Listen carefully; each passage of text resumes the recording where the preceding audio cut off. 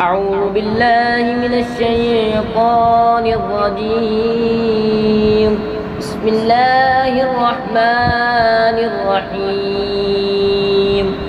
إذا وقعت الواقعة ليس لوقعتها كاذبة خافضة رافعة إذا رجت الأرض رجا وبست الجبال بسا فكانت هباء منبسا وكنتم أزواجا ثلاثة فأصحاب الميمنة ما أصحاب الميمنة وأصحاب المشعمة ما أصحاب المشعمة والسابقون السابقون أولئك المقربون في جنات النعيم ثلة من الأولين وقليل من الآخرين على سرر موضونة متكئين عليها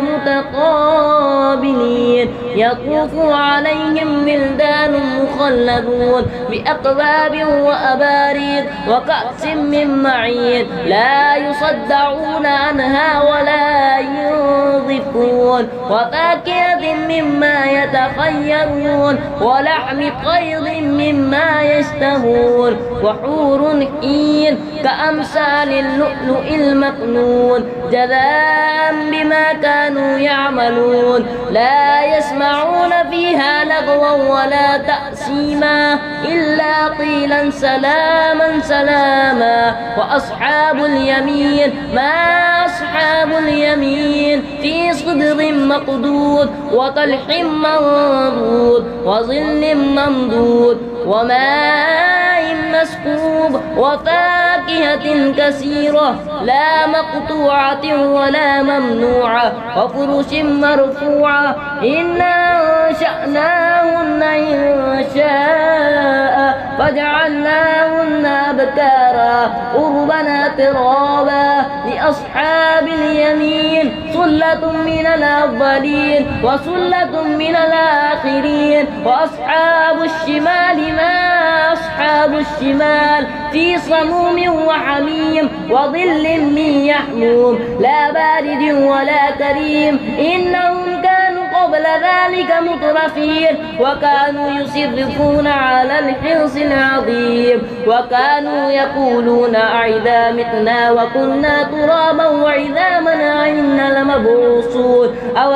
آباؤنا الأولون قل إن الأولين والآخرين لمجموعون إلى ميقات يوم معلوم ثم إنكم أيها الضالون المكذبون لآكلون من شجر من زقوم فمالئون منها البطون فشاربون عليه من الحميم فشاربون شرب الهيم هذا نزلهم يوم الدين نحن خلقناكم فلولا تصدقون أفرأيتم ما تمنون أنتم تخلقونه أم نحن الخالقون نحن قدرنا بينكم الموت وما نحن بمسبوقين ألا نبدل أمثالكم وننشئكم فيما لا تعلمون ولقد علمتم النشأة الأولى فلولا تذكرون أفرأيتم ما تحرثون أأنتم تزرعونه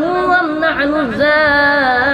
الزارعون لو نشاء لجعلناه طعما فظلتم تفكرون إنا لمغرمون بل نحن محرومون أفرأيتم الماء الذي تشربون أأنتم أنزلتموه من المزن أم نحن المنزلون لو نشاء جعلناه أجاجا فلولا تشكرون أفرأيتم النار التي تورون أأنتم أنشأتم شجرتها أم نحن المنشئون نحن جعلناها تذكرة ومتاعا للمقبين فسبح باسم ربك العظيم فلا أقسم بمواقع النجوم وإنه لقسم لو تعلمون عظيم إنه لقرآن كريم في كتاب مكنون لا يمسه يمسه إلا المطهرون تنزيل من رب العالمين أفبهذا الذي حديث أنتم مدهنون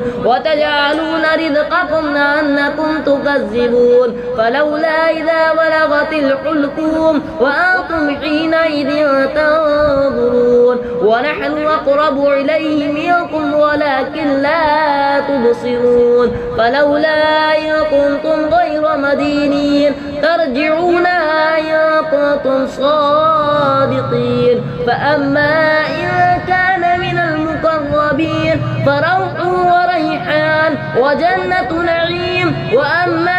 إن كان من أصحاب اليمين فسلام لك من أصحاب اليمين وأما إن كان من المكذبين الضالين فنزل من حميم وتصلية جحيم إن هذا لهو حق اليقين فسبح باسم ربك العظيم صدق الله